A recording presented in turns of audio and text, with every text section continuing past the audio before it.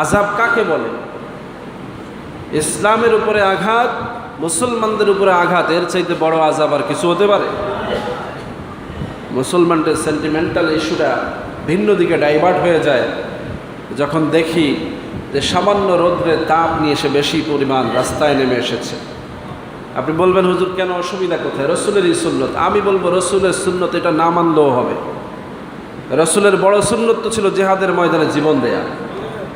রসুলের বড় সুন্নত তো ছিল জিহাদের ময়দানে গিয়ে নিজে হাজির হওয়া।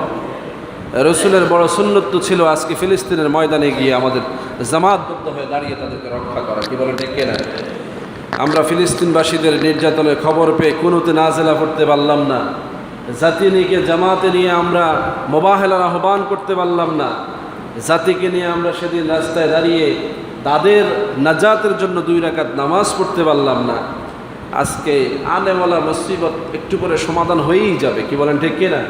আল্লাহ পাক সমাধান দিতে কতক্ষণ লাগবে?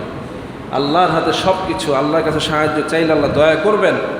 এত পেরেশান হয়ে যাওয়ার কোনো কারণ এখনো ঘটে না। ধৈর্য রাখা এটাও মুমিনের দায়িত্ব। কি বলেন ঠিক কিনা? তারপরেও আপনি আপনার আকাঙ্ক্ষা ব্যক্ত করতেই পারেন, আপনি চাইতেই পারেন। আল্লাহর কাছে আপনি জায়েজ পন্থায় চান, অসুবিধা কি? অপেক্ষা করেন। আপনি চাইলেই যে আল্লাহ দিবেন এমন তো না।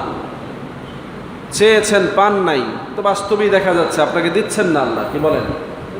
তো কেউ যদি বলে হুজুর দোয়া তো করলেন কিছু হইল না, রাগ হন কেন? আল্লাহ তো রাগ হয় না।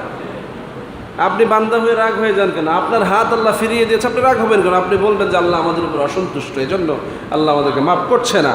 গোটা জাতিকে আপনি বলবেন যে আমাদের সীমাহীন অপরাধের কারণে আল্লাহ আমাদের উপর রাগান্বিত। আসুন আমরা জাতীয়ভাবে তওবা করি। কি বলেন ডেকে না? আপনি ভাবছেন এক মহল্লায় আপনি নামাজ পড়েছেন, আপনি গোটা জাতিকে উদ্ধার করে দেবেন বৃষ্টি দিয়ে। কিভাবে ভাবেন এটা? আপনি তো জাতির রাহবান না, আপনি তো গোটা মুসলিম মিল্লাতের নেতা না। আজকে ধরেন আমি যদি এখানে দোয়া করি, এই দোয়ার কারণে হতে পারে আল্লাহ মাফ করে দিতে পারেন, কিন্তু যদি না করি গোটা জাতিকে আমাকে দায়িত্ব করতে পারবে যে হুজুরে কেন দোয়া করলো না? বলতে পারবে? পারবে না। কারণ আমি আমার কওমের দায়িত্বশীল, আমি আমার এলাকার লোকের দায়িত্বশীল, সেখানেও তো শতভাগ নেতৃত্ব কর্তৃত্ব আমার নাই। আছে কিছু বিষয় আমাদেরকে ইসলাহ করতে হবে, এগুলো দয়া পাওয়া। আনুষ্ঠানিকতা যেন এমন না হয় যে অন্যান্য আনুষ্ঠানিকতার সময় আপনি সমালোচনা করেন আর এখন আনুষ্ঠানিকতার বিরুদ্ধে বললে আপনি রেগে যান। আছে না নাই? বছরের অন্যান্য সময়গুলোতে যখন মানুষ বিভিন্ন আনুষ্ঠানিকতা নিয়ে রাতের বেলা মসজিদে হাজির হয়, রাতভর জেগে থেকে যখন ইবাদতে মশগুল হয়, বিভিন্ন দিবস কেন্দ্রিক যখন মানুষগুলো রাস্তায় নেমে রসুলের উপরে দুরূদ সালাম পেশ করে, রসুলের আগমনে খুশি হয়, অথবা বিভিন্নভাবে আল্লাহকে খুশি করবার জন্য প্রস্তুতি নেয়, তখন আপনি সমালোচনা করেন। এখন আপনি বিপদের সময় মাঠে নেমে এসেছেন, আপনাকে দেখে তো আমাদের খারাপ লাগতেও পারে। কি বলেন ঠিক না? খারাপ সময়ে আপনি ভালোটা করতে আসলেন, যখন ভালো ছিলেন তখন আল্লাহ শুকরিয়া আদায়ে বাধা দিলেন, তাহলে কোনোটাই কি আপনার মধ্যে ভালো বলা যায়? সম্মানিত হাজিরিন, ভালো তো সব সময় ভালো। কি বলেন ঠিক না? বিপদেও আল্লাহকে ডাকবে, খুশিতেও আল্লাহকে ডাকবে। ভালো সময়ে বেশি ডাকবে, খারাপ সময় কি কম ডাকবে না, আরও বেশি ডাকবে। এটাই আল্লাহ রসুলের সুন্নাত। সাহাবা আজমাইন এই সুন্নতের উপরে আমল করেছেন। রসুলের সাহাবাদের জীবনের দিকে তাকান। সাহাবা আজমাইন বেশুমার কষ্ট করেছেন, শরীর থেকে রক্ত দিয়েছেন। সুবহানাল্লাহ বলবেন না? রক্ত স্বেচ্ছায় দেন নাই, কিন্তু জোর করে নেওয়া হয়েছে,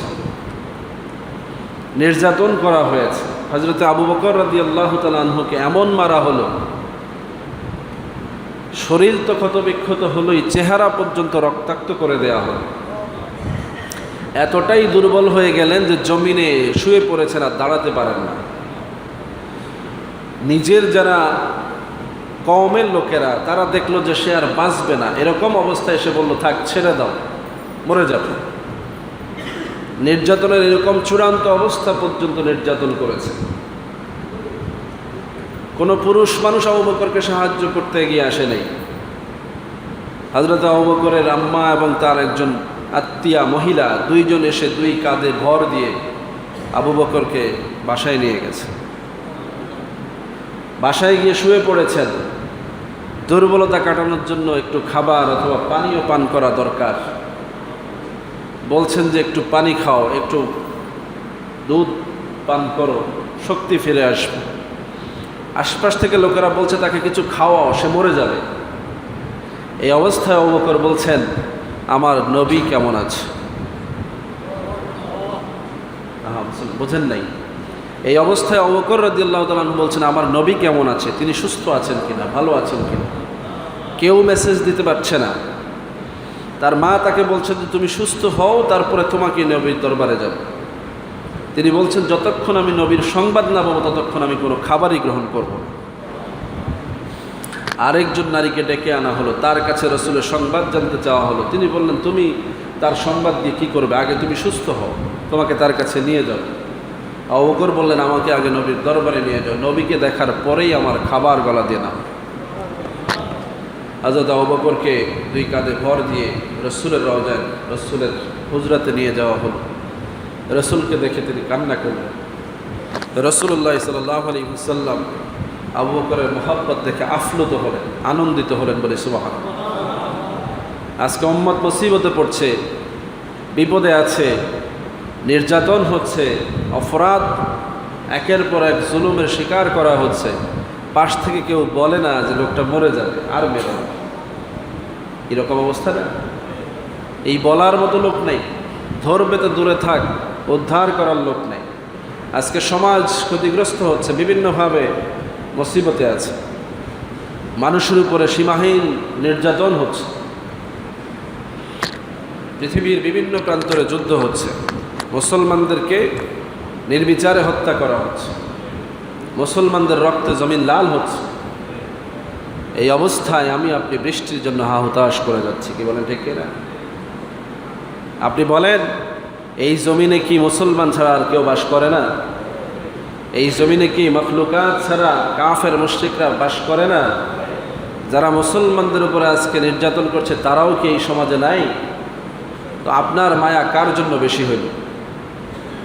আপনি নিজের জন্য মায়া লাগছে, আপনি আযাব থেকে বাঁচতে চাচ্ছেন। আযাব কাকে বলে? ইসলামের উপরে আঘাত, মুসলমানদের উপরে আঘাত, এর চাইতে বড় আযাব আর কিছু হতে পারে?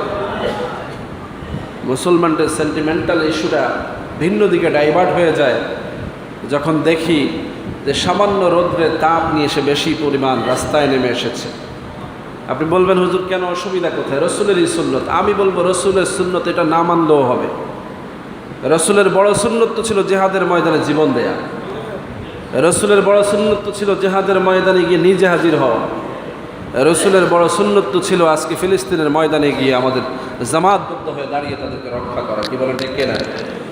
আমরা ফিলিস্তিনবাসীদের নির্যাতনের খবর পেয়ে কুনুতে নাজেলা পড়তে পারলাম না, জাতিকে জামাতে নিয়ে আমরা মোবাহেলার আহ্বান করতে পারলাম না, জাতিকে নিয়ে আমরা সেদিন রাস্তায় দাঁড়িয়ে তাদের নাজাতের জন্য 2 রাকাত নামাজ পড়তে পারলাম না। আজকে আনেওয়ালা মুসিবত একটু করে সমাধান হয়েই যাবে, কি বলেন ঠিক কিনা? আল্লাহ পাক সমাধান দিতে কতক্ষণ লাগবে? আল্লাহর হাতে সব কিছু। আল্লাহর কাছে সাহায্য চাইলে আল্লাহ দয়া করবেন। এত পেরেশান হয়ে যাওয়ার কোনো কারণ এখনো ঘটে না। ধৈর্য রাখা এটাও মুমিনের দায়িত্ব, কি বলেন ঠিক কিনা? তারপরেও আপনি আপনার আকাঙ্ক্ষা ব্যক্ত করতেই পারেন, আপনি চাইতেই পারেন। আল্লাহর কাছে আপনি জায়েজ পন্থায় চান, অসুবিধা কি? অপেক্ষা করেন। আপনি চাইলেই যে আল্লাহ দিবেন এমন তো না। চেয়েছেন, পান নাই, তো বাস্তবেই দেখা যাচ্ছে আপনাকে দিচ্ছেন না আল্লাহ, কি বলেন? তো কেউ যদি বলে, হুজুর দোয়া তো করলেন কিছু হইল না, রাগ হন কেন? আল্লাহ তো রাগ হয় না। আপনি বান্দা হয়ে রাগ হয়ে যান কেন? আপনার হাত আল্লাহ ফিরিয়ে দিয়েছে, আপনি রাগ হবেন কেন? আপনি বলবেন যে আল্লাহ আমাদের উপর অসন্তুষ্ট, এই জন্য আল্লাহ আমাদেরকে মাফ করছে না। গোটা জাতিকে আপনি বলবেন যে আমাদের সীমাহীন অপরাধের কারণে আল্লাহ আমাদের উপর রাগান্বিত। আসুন আমরা জাতীয়ভাবে তওবা করি, কি বলা ডেকে না? আপনি ভাবছেন এক মহল্লায় আপনি নামাজ পড়েছেন, আপনি গোটা জাতিকে উদ্ধার করে দেবেন বৃষ্টি দিয়ে, কিভাবে ভাবেন এটা? আপনি তো জাতির রাহবান না, আপনি তো গোটা মুসলিম মিল্লাতের নেতা না। আজকে ধরেন আমি যদি এখানে দোয়া করি, এই দোয়ার কারণে হতে পারে আল্লাহ মাফ করে দিতে পারেন, কিন্তু যদি না করি গোটা জাতিকে আমাকে দায়িত্ব করতে পারবে যে হুজুরে কেন দোয়া করলো না? বলতে পারবে? পারবে না। কারণ আমি আমার কওমের দায়িত্বশীল, আমি আমার এলাকার লোকের দায়িত্বশীল, সেখানেও তো শতভাগ নেতৃত্ব কর্তৃত্ব আমার নাই, আছে? কিছু বিষয় আমাদেরকে ইসলাহ করতে হবে। এগুলো দয়া পাওয়া